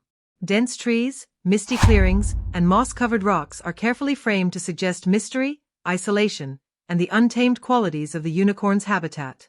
Production designers worked closely with location scouts to find environments that could be enhanced with subtle visual effects without appearing artificial. Attention to detail in foliage, natural lighting, and seasonal textures ensures that the forest feels alive and immersive. The contrast between the untamed, magical wilderness and the controlled, sterile estate visually underscores the narrative tension between human exploitation and natural wonder. Set dressing further supports character development and narrative beats. In the laboratory, for instance, subtle design cues such as instruments left mid-experiment, vials of glowing liquid, and scattered notes communicate both scientific curiosity and ethical disregard. Similarly, Ridley's careful interaction with elements of the environment, the way she moves through the forest or examines remnants of the unicorn, feels grounded because the set design responds to her presence, allowing actors to inhabit the space naturally. Even small touches, like the careful placement of lighting sources, scattered personal items, or the arrangement of flora in forest sequences, add texture and believability. The production also demonstrates thoughtful integration of studio builds with real-world locations. Interior sequences requiring controlled lighting or complex visual effects were constructed on sound stages, allowing for precise coordination of camera work, practical effects, and post-production enhancements. Exterior sequences, including key unicorn appearances and forest confrontations, were filmed on location to take advantage of natural light, depth, and texture. This blend of studio and real-world environments creates a seamless visual continuity, making fantastical elements feel anchored in reality while preserving the immersive quality of the story world. Symbolism is embedded within set design choices. The opulence of the estate emphasizes human detachment and moral corruption, while the natural richness of the forest conveys life, purity, and ethical possibility. Spatial design frequently reinforces power dynamics. Wide shots of towering ceilings or long hallways create a sense of human dominance or intimidation, whereas enclosed forest paths or intimate glades highlight vulnerability and moral reflection. The careful orchestration of these visual cues ensures that the environments are active participants in storytelling rather than passive backgrounds. Overall, the set design and locations in Death of a Unicorn 2025 are integral to the film's atmosphere, authenticity, and narrative clarity. Through careful selection of real locations, meticulous studio builds, and thoughtful props and dressing, the production design supports mood, character, and theme.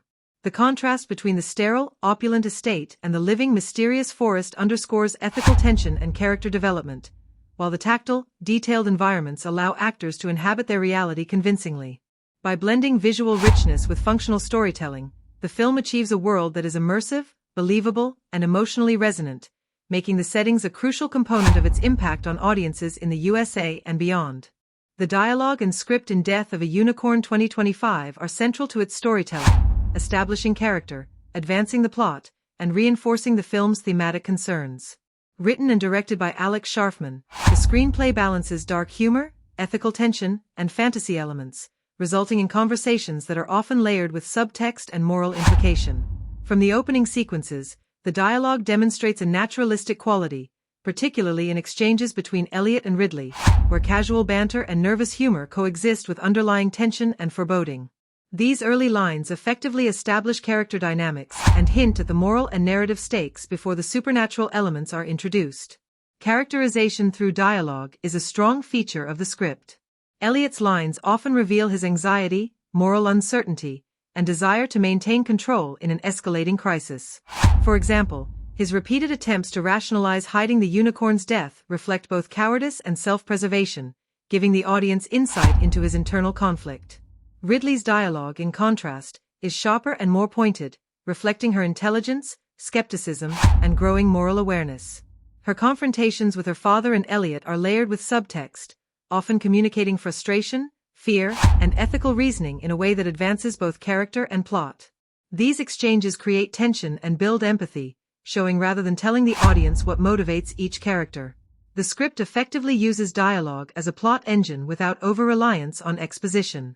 Laboratory and estate sequences include discussions about the unicorn's regenerative properties, ethical considerations, and logistical concerns.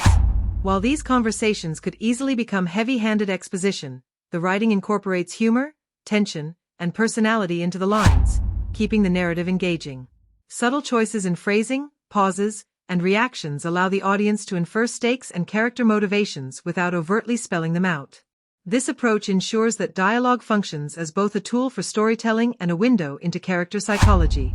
Subtext is particularly prominent in the interactions between Ridley and her father, as well as in exchanges involving Odell Leopold and other antagonists. Ridley's challenges often carry dual meaning, simultaneously addressing immediate plot concerns and larger ethical questions about exploitation, power, and responsibility. Odell's dialogue is rich with charm and menace, using irony and understatement to convey arrogance and moral detachment. These layered lines allow the audience to perceive the character's intent and ethical failings without relying solely on narrative exposition, creating a more immersive and intellectually engaging experience. The screenplay also recognizes the power of silence. Key moments, such as Ridley observing the unicorn in the forest or Elliot grappling with moral choice, rely on minimal dialogue to convey emotional weight. These quiet pauses, supported by visual storytelling, music, and actor performance, often speak louder than words. The restraint in such moments enhances tension and allows the audience to connect emotionally with the characters, making the eventual verbal confrontations more impactful. There are moments where the dialogue could have been tightened to increase clarity or pacing. Certain estate scenes, where multiple characters discuss plans and consequences, occasionally feel repetitive or slightly on the nose. Streamlining these exchanges or incorporating more visual storytelling could have allowed for more dynamic pacing while preserving character development and thematic intent. However, these instances are relatively minor and do not significantly undermine the overall effectiveness of the script. The film also blends tonal elements in dialogue with finesse. Darkly comedic lines are interwoven with moments of horror and moral reflection, allowing the script to navigate shifts in tone without feeling jarring. This tonal balance contributes to the film's unique voice, making the narrative engaging while retaining thematic depth. Lines that might seem humorous on the surface often carry ethical subtext or foreshadow narrative consequences, adding layers of meaning that reward attentive viewers. Overall, the dialogue and script in Death of a Unicorn 2025 are precise, layered, and thematically rich. Conversations reveal character, advance plot, and communicate ethical and emotional stakes with subtlety. The interplay of spoken lines, subtext, and silence ensures that both dialogue-driven and visually driven sequences feel cohesive and impactful. While minor sections could benefit from tightening, the script successfully balances naturalism, fantasy, and moral reflection, creating a compelling narrative voice that enhances character development, thematic resonance, and audience engagement throughout the film. Death of a Unicorn 2025 occupies a unique space within genre filmmaking, blending elements of dark fantasy, horror, thriller, and moral drama into a cohesive narrative that both honors and subverts traditional genre expectations. At first glance, the film positions itself within the horror and dark fantasy categories, featuring supernatural creatures, suspenseful sequences, and ethically fraught human decisions. However, its hybrid approach allows it to explore deeper moral and philosophical questions, elevating it beyond simple genre conventions and appealing to audiences who appreciate complexity alongside thrills. The horror elements in the film are executed with a keen understanding of suspense and psychological tension. The presence of the unicorn, particularly following its accidental death, creates a lingering sense of dread that permeates the narrative. Scenes in the forest, where characters encounter the remaining unicorns, employ classic horror techniques such as obscured sightlines, strategic use of shadows, and abrupt tonal shifts that provoke fear without relying solely on jump scares. The film respects audience expectations for tension and unpredictability, building suspense gradually through atmosphere, sound design, and character reactions rather than gratuitous gore or shock. This approach aligns with modern horror sensibilities, where psychological unease often carries more weight than overt violence. Simultaneously, the film incorporates dark fantasy conventions, most notably through the portrayal of the unicorns as mystical, morally significant creatures. These fantastical elements are rendered with visual and narrative sophistication. The unicorns possess both beauty and danger, existing as symbolic representations of innocence, natural order, and ethical consequence. By blending horror with fantasy, the film creates a narrative space where supernatural elements are integral to both plot and theme rather than ornamental. The hybridization allows Death of a Unicorn 2025 to refresh genre expectations, offering audiences tension and wonder in equal measure. Thriller components are woven into the story through moral and narrative suspense. The tension is driven not only by the potential for physical harm but also by ethical dilemmas. Elliot's choices to conceal the unicorn's death, the Leopold's exploitation of its regenerative powers, and Ridley's moral awakening all create layers of suspense rooted in character decision-making. Cross-cutting between laboratory sequences and forest confrontations enhances this thriller sensibility, keeping viewers emotionally invested in the outcome of morally charged conflicts. This blending of suspense with moral inquiry differentiates the film from traditional horror or fantasy entries, emphasizing psychological stakes over conventional external threats. Action sequences are present but sparingly used, primarily during the unicorn retaliation scenes. These moments are choreographed to maintain narrative coherence and thematic relevance rather than serve as gratuitous spectacle. The creature's movements, captured through a combination of motion capture and CGI, are fluid and reactive, emphasizing the unpredictability of nature when provoked. By avoiding overly stylized or exaggerated action tropes, the film maintains tonal consistency while satisfying audience expectations for climactic confrontations within a hybrid genre framework. The film is careful to avoid common clichés that might alienate viewers. Unlike many horror or fantasy films, Death of a Unicorn 2025 does not rely on predictable jump scares, formulaic character archetypes, or simplistic moral binaries. Characters such as Elliot and Ridley are morally complex and undergo genuine development, which subverts the teenager in peril trope often found in horror. Similarly, the unicorns are not portrayed as mindless monsters. Their intelligence and moral agency elevate the narrative and challenge conventional genre expectations, creating a story that is as reflective as it is suspenseful. At the same time, the film honors certain classic beats that audiences anticipate. There is a clear inciting incident, the accidental killing of a unicorn, that propels the plot, rising action marked by escalating consequences, and a climactic confrontation in which characters must confront moral and supernatural forces. These structural beats provide familiarity and satisfy genre-savvy viewers, ensuring that while the film innovates, it remains accessible. Overall, Death of a Unicorn 2025 is a successful hybrid that blends horror, dark fantasy, thriller, and drama in a way that respects genre conventions while introducing fresh narrative and thematic dimensions. Its attention to suspense, ethical conflict, and fantastical realism allows it to satisfy traditional audience expectations while offering thoughtful deviations that challenge assumptions. By combining tension, wonder, and moral complexity, the film demonstrates a sophisticated understanding of genre, delivering a hybrid experience that is both entertaining and intellectually engaging for viewers in the USA and beyond. Death of a Unicorn 2025 operates not only as a dark fantasy and moral thriller but also as a vehicle for social and cultural commentary, offering reflections on human behavior, ethics, and societal structures. Beneath its fantastical premise, the film addresses themes of privilege, corporate greed, environmental responsibility, and the consequences of moral indifference. These themes resonate with contemporary social concerns in the USA, including ethical debates around scientific experimentation, the exploitation of natural resources, and the impact of socio-economic disparities on decision-making and accountability. The film's critique of privilege is most evident in the depiction of the Leopold family and their scientific enterprise. Odell Leopold and his associates operate in a morally detached environment, seeing the unicorn not as a sentient being but as an object of value and control. Their wealth and status shield them from ethical scrutiny and allow them to pursue personal gain without immediate consequence. By juxtaposing the Leopolds with the more ordinary Kintners, the film underscores the disparity between those who wield power with impunity and those whose decisions carry heavier personal and social consequences. This commentary is particularly timely in a world grappling with corporate influence over science and technology, environmental exploitation, and the unequal application of justice. Environmental and ecological concerns are central to the film's subtext. The unicorns symbolize the fragility and sanctity of the natural world, while human interference represents exploitation and disregard for ecological balance.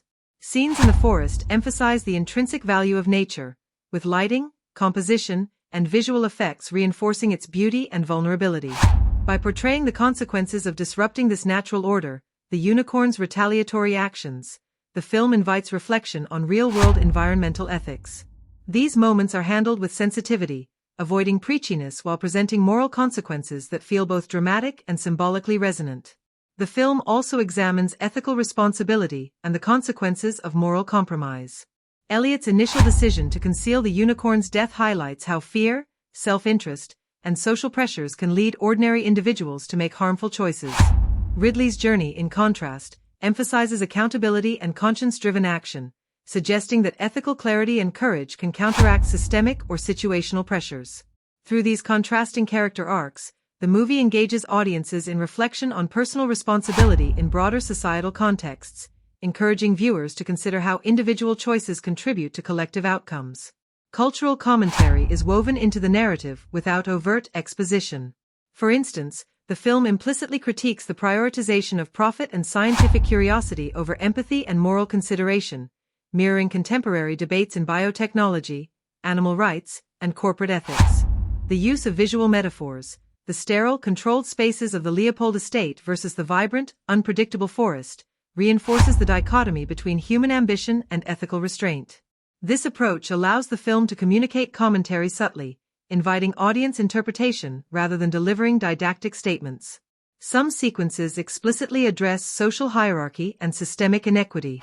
The Kintner's vulnerability in contrast to the Leopold's impunity underscores how social and economic status can influence ethical behavior and access to resources. By presenting these disparities as integral to the narrative conflict, the film reflects real-world social dynamics, prompting viewers to consider how power imbalances shape both ethical choices and consequences.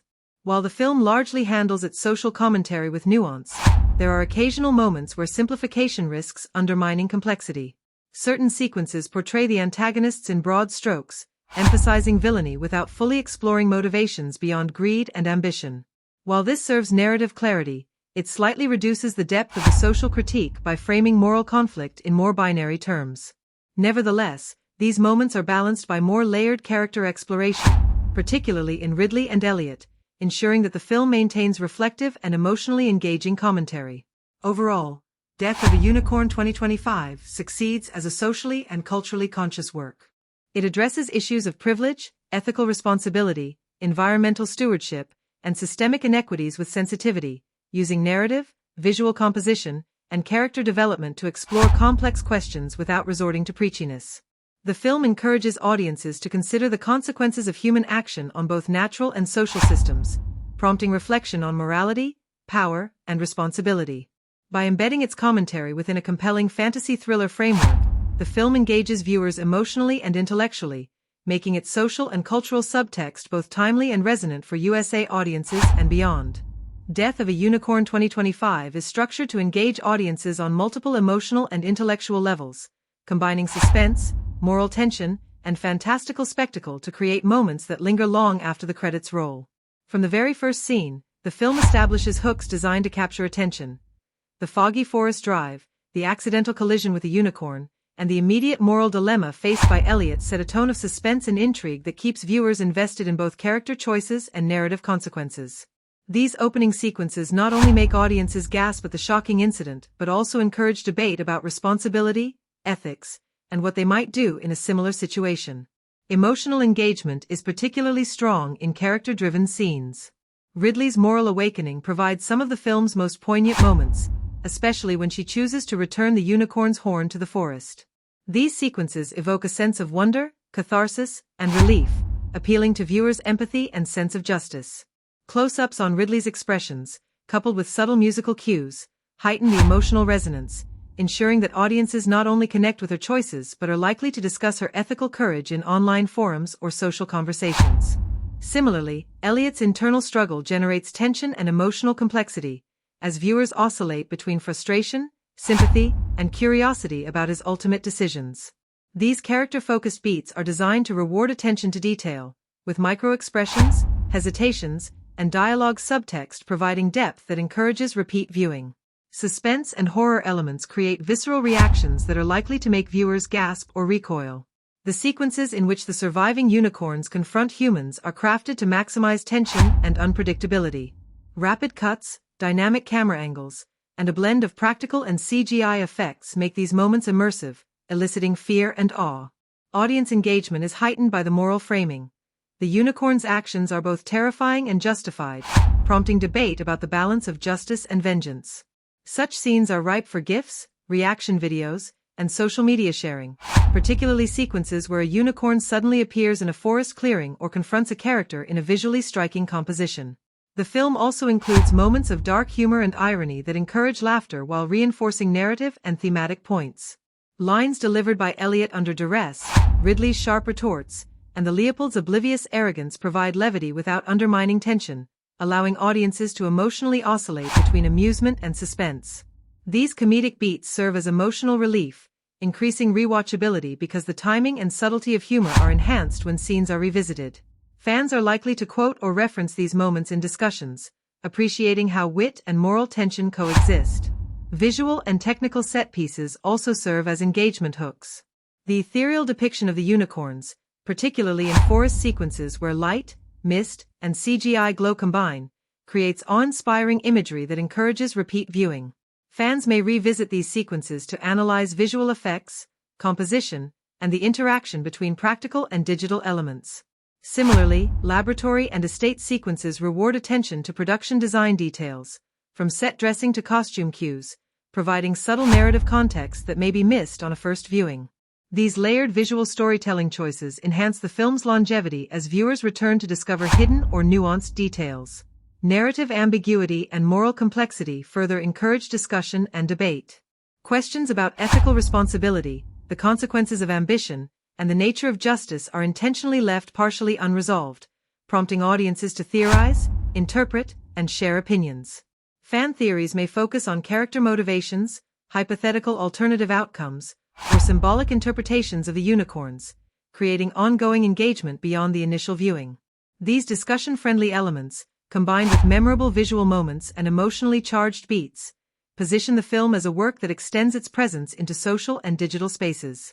Finally, the pacing and structural rhythm of the film contribute to sustained audience engagement.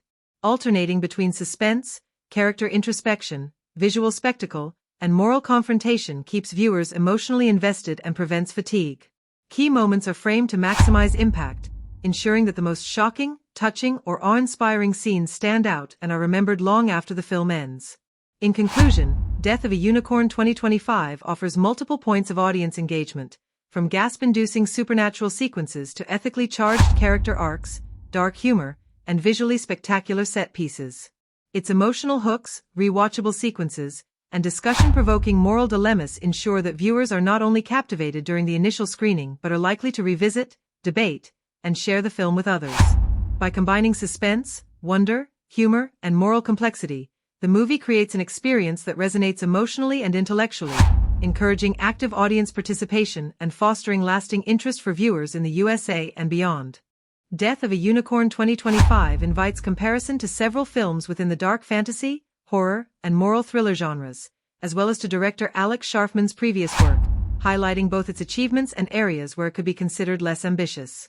The film shares thematic DNA with movies that blend supernatural elements with ethical dilemmas, such as Pan's Labyrinth, The Shape of Water, and The Witch, while also invoking horror thriller sensibilities reminiscent of Crimson Peak or Annihilation.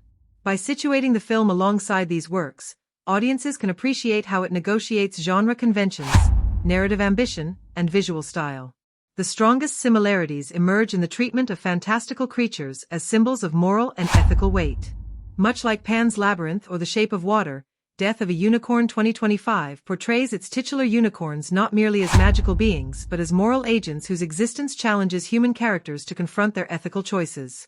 Ridley's interactions with the unicorns echo the empathy and moral awakening depicted in these films, positioning the audience to consider justice, accountability, and the consequences of interference with nature. In this sense, the film smartly borrows from earlier works, using fantasy elements to elevate the narrative beyond spectacle and into moral and philosophical territory. From a visual and technical standpoint, comparisons to Annihilation and Crimson Peak are useful.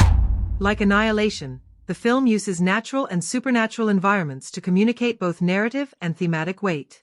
The forest sequences are rendered with careful attention to light, composition, and digital enhancement, creating an otherworldly yet believable space.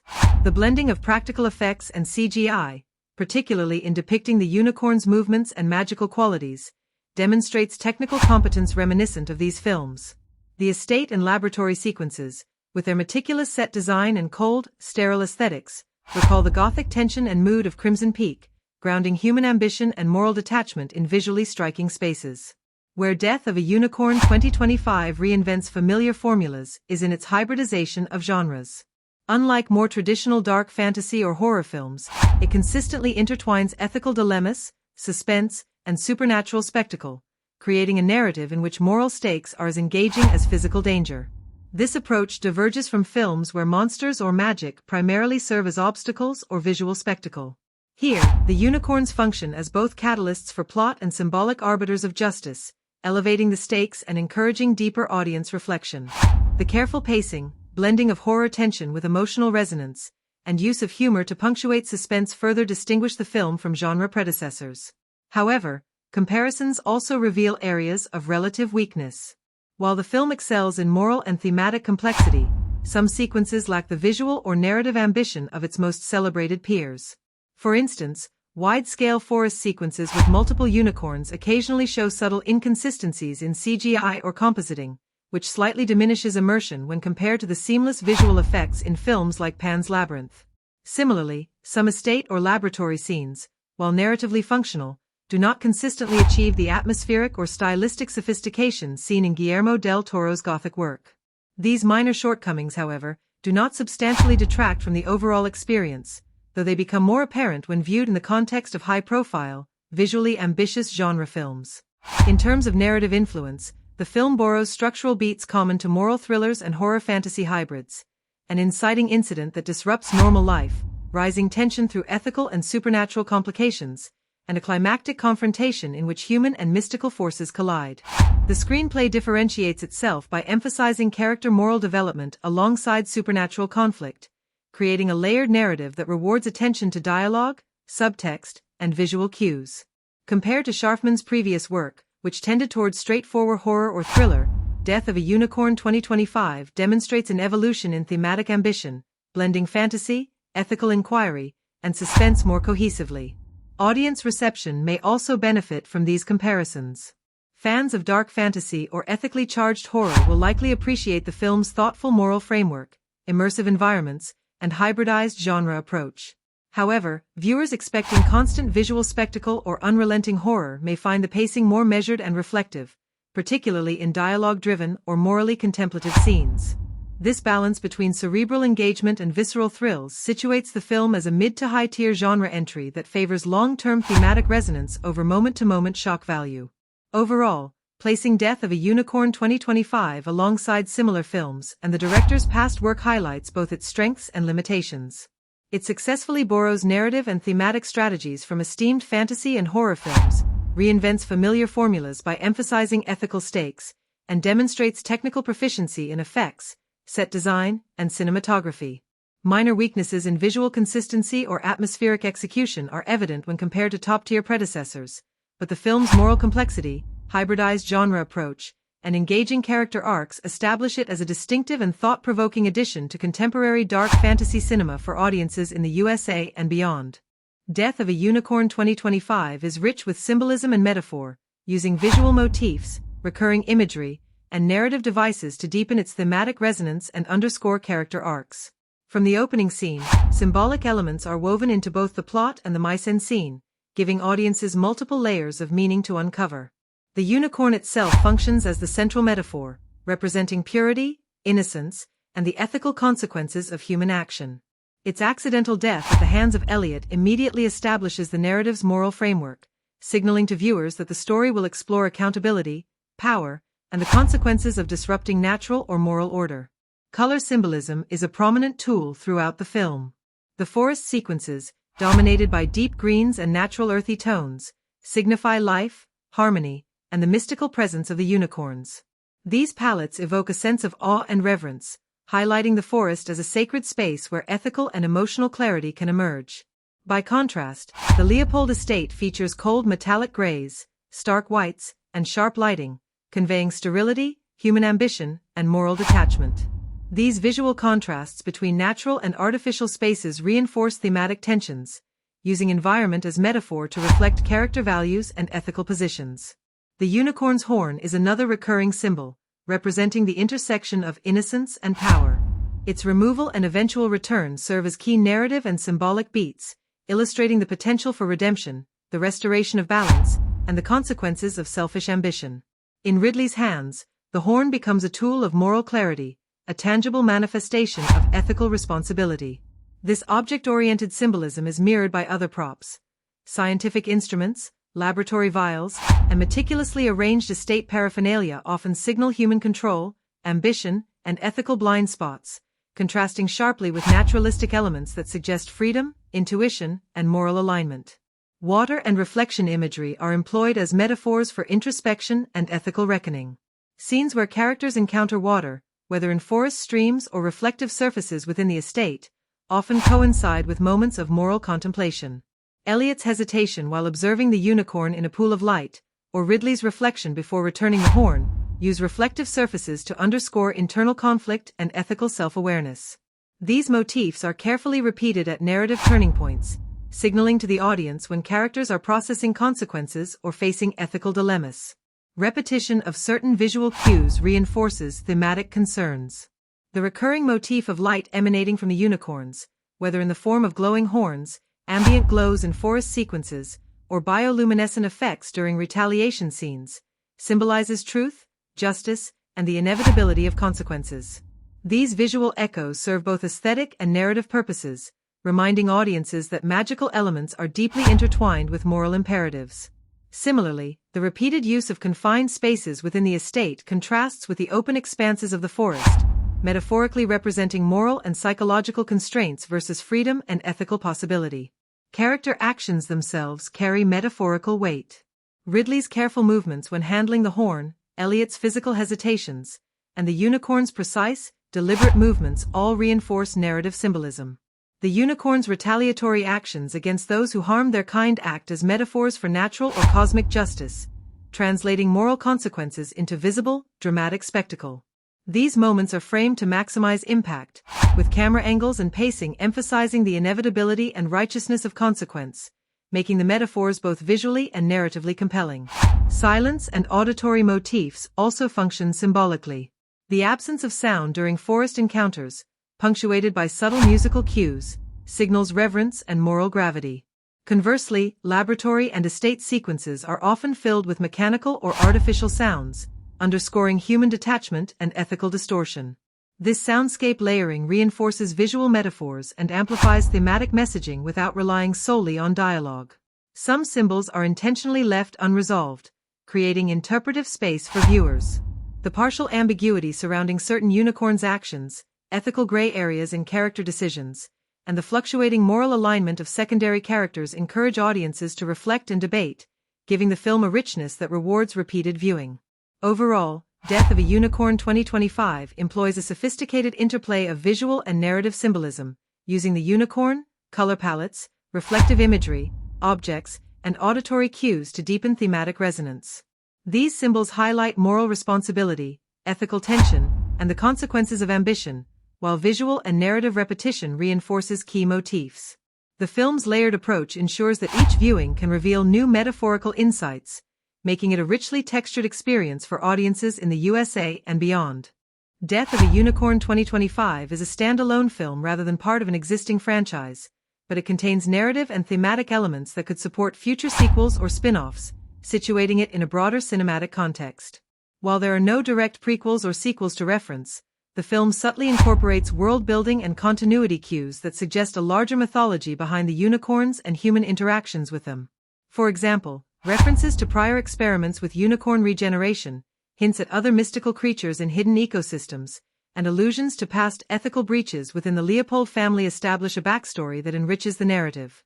These elements provide both depth for attentive viewers and the potential for expansion, creating a sense of a lived-in world without requiring prior knowledge. The film also situates itself within a historical context of ethical inquiry in scientific experimentation, drawing inspiration from real-world debates about animal testing, environmental stewardship, and corporate oversight. Although the events are fictional, the production intentionally mirrors recognizable societal dynamics to make the narrative resonate with contemporary audiences in the USA. The laboratory and estate sequences are designed to reflect plausible scientific facilities and private wealth, grounding fantastical elements in a context that feels historically and socially believable. These choices provide the story with credibility, reinforcing ethical tension and moral stakes while maintaining the imaginative core of the plot.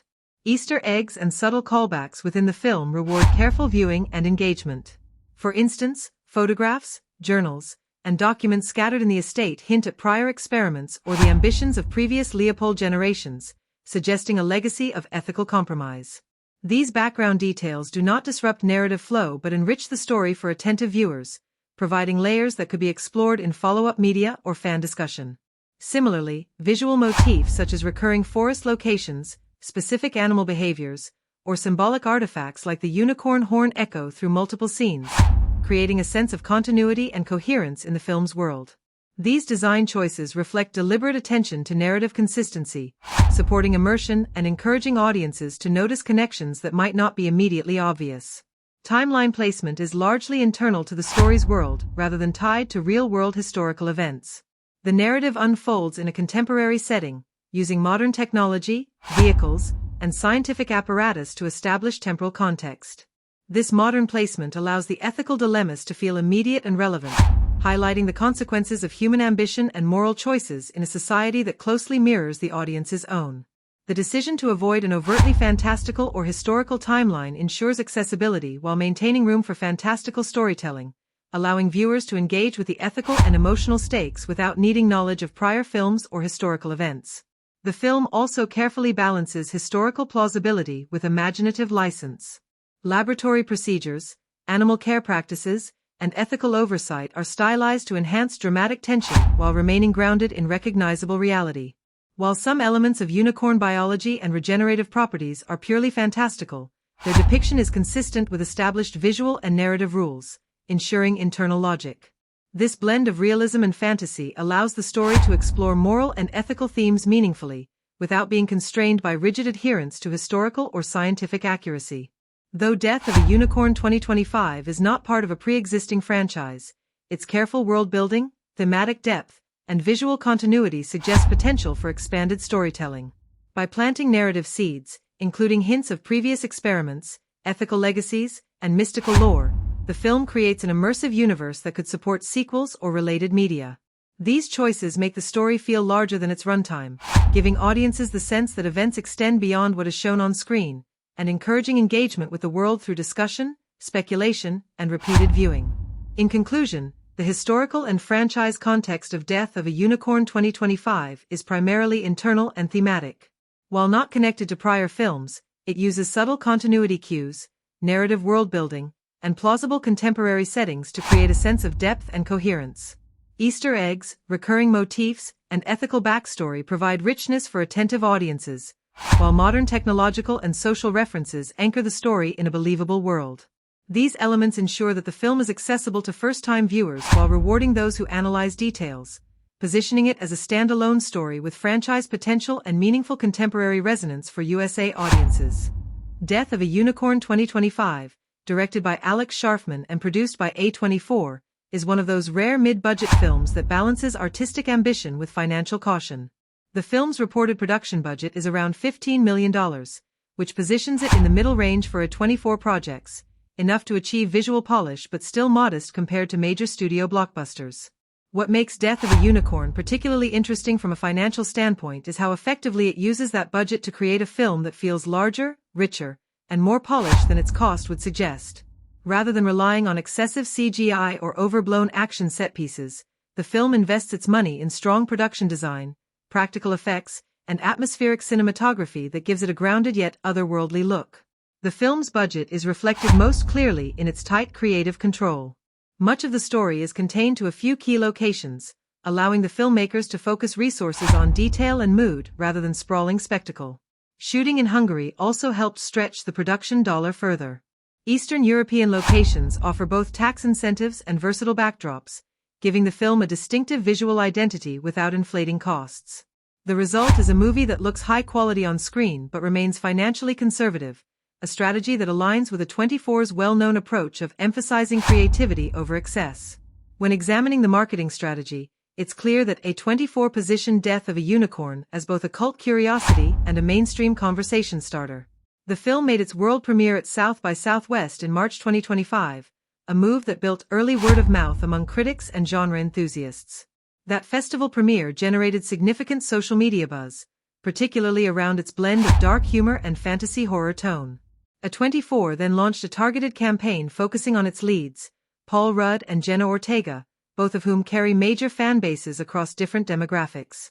The trailer's release was accompanied by sharp, minimalist posters and clips designed for viral sharing rather than traditional advertising saturation. The theatrical rollout began on March 28, 2025, across more than 3,000 theaters in the United States. Its opening weekend brought in around $5.8 million, a respectable figure for a mid-range release without franchise backing. However, like many A24 films, its audience skewed toward niche interest groups, including dark comedy fans, indie horror enthusiasts, and those drawn by the cast's appeal. While the film opened strong, its box office performance dropped sharply in subsequent weeks, falling over 80% by its third weekend. This steep decline points to limited mainstream crossover and indicates that the movie's appeal was primarily front-loaded among A24 loyalists and genre aficionados. By the end of its theatrical run, Death of a Unicorn had grossed about $16.4 million worldwide, $12.9 million domestically, and $3.5 million internationally. From a purely theatrical perspective, these numbers place it on the edge of profitability. However, A24's distribution model relies heavily on long-tail revenue through streaming rights, digital rentals, and home releases. Given the film's quick transition to HBO Max by late July 2025, it is likely to reach financial success through digital platforms. Streaming deals often provide studios with guaranteed returns, and Death of a Unicorn fits the profile of a film that gains more traction once audiences discover it online rather than in theaters. In terms of what's visible on screen, the film's production quality easily suggests a higher budget than its actual cost. The unicorn sequences, which blend practical effects with restrained CGI, appear polished and organic, while the moody lighting and rich color palette contribute to the film's immersive tone. Unlike typical fantasy or horror films that rely on large-scale set pieces, Death of a Unicorn delivers its impact through tension, visual storytelling, and atmosphere. This approach gives it both an artistic edge and economic efficiency. Financially, the movie can be considered a moderate success. It did not become a breakout hit, but it also avoided the kind of losses that can haunt experimental projects. Its marketing spend remained controlled, its critical response was strong, and its release strategy was designed for longevity rather than explosive opening numbers. Over time, streaming performance and international licensing will likely push it into profitability. Culturally, it has already begun developing a niche reputation as one of A24's more daring releases, a film that may not dominate the box office but continues to generate discussion months after release. Overall, Death of a Unicorn 2025 demonstrates that a carefully managed budget combined with strong creative direction can yield a film that looks expensive without being wasteful. Its $15 million cost was put on screen effectively, prioritizing storytelling, tone, and atmosphere over spectacle. The movie punched above its financial weight in nearly every category, proving once again that smart budgeting, targeted marketing, and artistic confidence can create a financially sustainable success without blockbuster spending. Death of a Unicorn 2025 offers a unique viewing experience that depends greatly on where and how it is watched. This A24 production blends fantasy, dark comedy, and psychological tension in a way that rewards focused attention. The film had its theatrical release in late March 2025, where it was initially showcased in over 3,000 theaters across the United States. For those who had the chance to see it on the big screen, the experience emphasized the visual and tonal contrast that defines the film. The atmospheric cinematography, shot by Hunter Zimny, was designed to envelop audiences in its haunting and surreal mood. Large-format projection amplifies the eerie detail of the unicorn scenes, the misty forests, and the shadowy interiors that form the movie's visual backbone.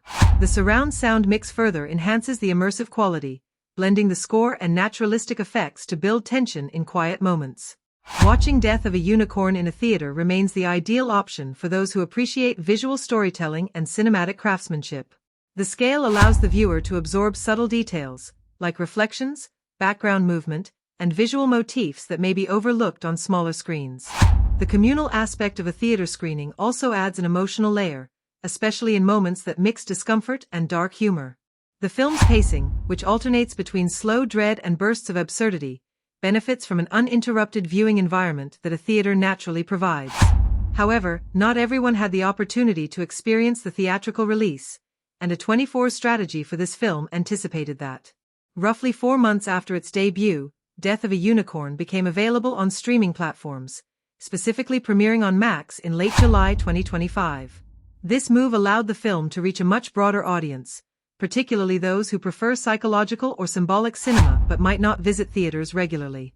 The streaming version retains all the visual quality of the theatrical cut and offers subtitles and audio description options, making it more accessible to a wider range of viewers.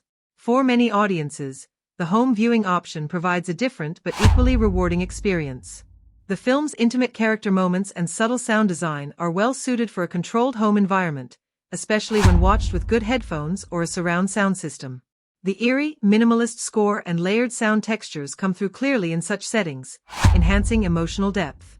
Watching at home also allows viewers to pause or revisit scenes rich in metaphor and symbolism, which is useful given the film's layered narrative. Those who prefer digital rentals or physical copies will find the film available on most major platforms, including Apple TV, Amazon, and Vudu. These versions typically include bonus material like behind-the-scenes interviews, production design features, and commentary from the director. These extras offer insight into the creative process and help viewers understand how the filmmakers balance tone, symbolism, and budgetary constraints. For collectors, A24's limited edition Blu-ray release, which features high-definition visuals and exclusive artwork, presents the definitive version for cinephiles who value tangible media. When deciding the best context for watching Death of a Unicorn, the choice comes down to preference and setting. Viewers seeking a purely aesthetic experience should aim for a large screen in a dark, quiet room where distractions are minimal. The film's lighting and color grading, particularly the contrast between cold blues and warm golds, deserve to be seen in controlled lighting that mirrors a theater environment. Those who focus more on character and dialogue might find a late-night home viewing ideal, as the film's mood benefits from solitude and concentration.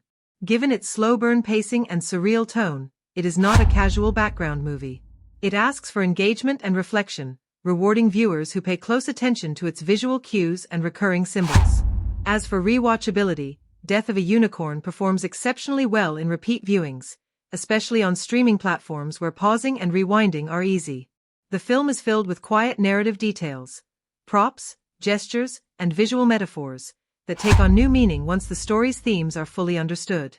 Watching it a second or third time can reveal hidden layers, particularly regarding how the unicorn itself functions as a symbol of purity, greed, and guilt within the story. For most viewers in the United States, the best recommendation is to experience Death of a Unicorn in both formats if possible. Seeing it first in a theater delivers the full sensory impact intended by the director, while revisiting it later at home allows for deeper analysis and emotional connection. Each format highlights different strengths.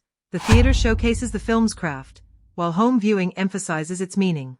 Whether on the big screen or through streaming, Death of a Unicorn remains an immersive and provocative experience that benefits from attention, patience, and the right viewing conditions. If you enjoyed this video and would like us to provide reviews of every kind of movie, please remember to like, comment, share, and subscribe to our channel. Have a great day, and we'll see you in the next video. Goodbye.